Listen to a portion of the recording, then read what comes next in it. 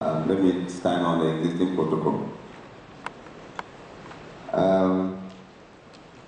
We in Nexon Bank, we recognize that the creative and entertainment industry in Nigeria is one of the major growth drivers because of the involvement of our youth.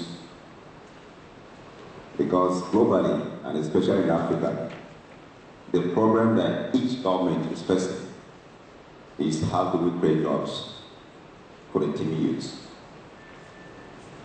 Recently, we were at the World Economic Forum in Ethiopia, and the topic issue that came was that Africa has a population of about 1.2 billion. And out of that population, the age of 30 years and below constitutes about 60% of that population. The question is, what are you going to do with this age group that don't have jobs and are the pillars of society? The creative entertainment industry comes handy because we have a lot of talents, but the issue is how will they turn these talents into something that will benefit them and benefit the society, create wealth for other people, create jobs for themselves, and even assist the government. Nexon is involved in export of services. The creative and entertainment industry comes under the export of services. And when we came in 2009, we recognized immediately that it is a sector. I didn't even recognize that it was a sector that Nexon should pay attention to until I was in Zambia in November, just 2-3 months when I was appointed for a trade finance seminar organized by African Export and Import Bank. And after the opening ceremony, one of the lead journalists walked up to me and asked me, "Where are you from?" I told her I was from Nigeria. And she just bent down and said, "Oga." And I was surprised. I said, "How do you know that people like me in Nigeria are addressed as Oga?" And she said she has been watching the Nigerian film. And I turned around and told my colleague that this is a product that we must finance. And as soon as we came back, I tried to look at other exim banks in the world that are supporting the creative entertainment industry. And I discovered that the Exim Bank of India, they are the pillars of Bollywood. That is the equivalence of Hollywood that we had. And we quickly went to them and we said, "Look, we need to sit down with you. We need to understand how do we create very innovative products for us to be able to support these young talents that we have in the country." And what came out of it was that their industry was in the same status that the Nigerian Nollywood is 15 years ago. People that were producing films, we have to borrow money from their friends, from their neighbors, from their brothers and sisters, but they've been able to come up with a structure. And now it has become a very big business. And we said, let's go into an MOU so that we can build capacity. We can understand how we can overcome the challenges that we have. One of the biggest challenges that we have in the creative and entertainment industry in Nigeria is that we have those young boys that have the talents, but how do you turn this passion into money making? Because for you to get money from a bank to finance any project, you need to come up with some kind of documentation. But the one that is most challenging to our young people is the ability to provide collateral.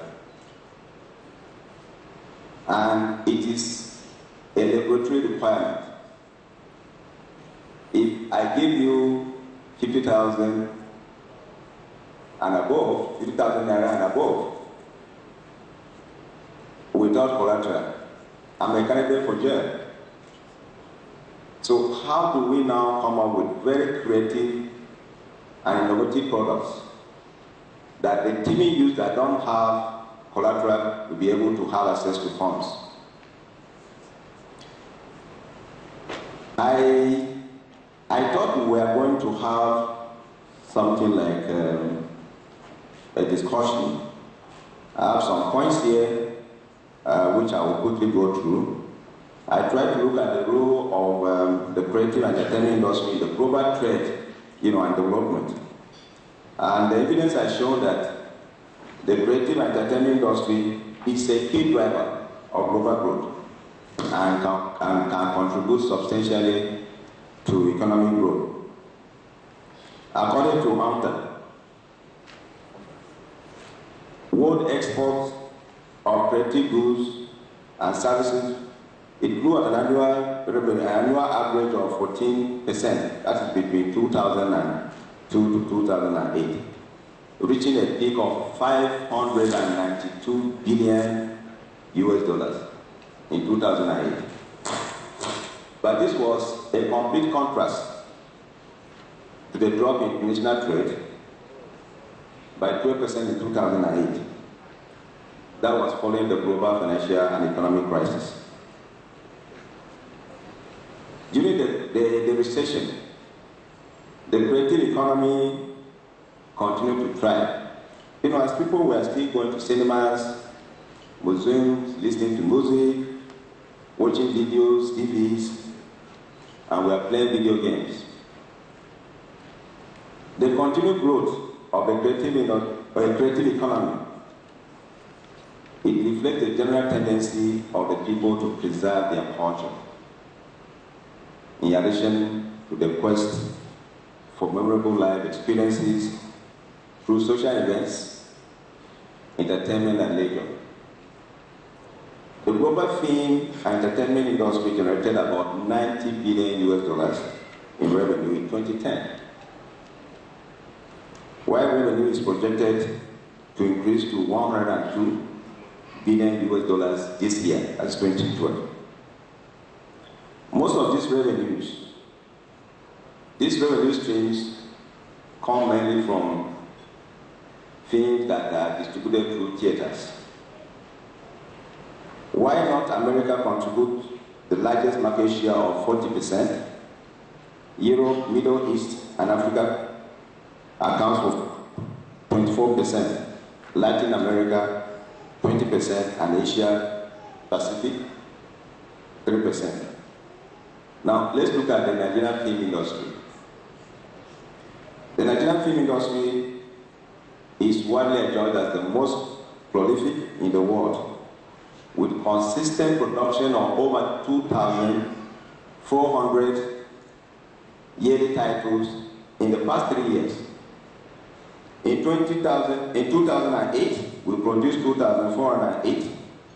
In 2009, we produced 2,514 films. And in 2010, we produced 2,621. There has been a consistent growth. The provisional data that we have from the Nigerian Film and Video Censors Board indicated that 1,743 and 1,234 movies were respectively registered and approved. 1,700 were registered, out of which 1,200 have been approved.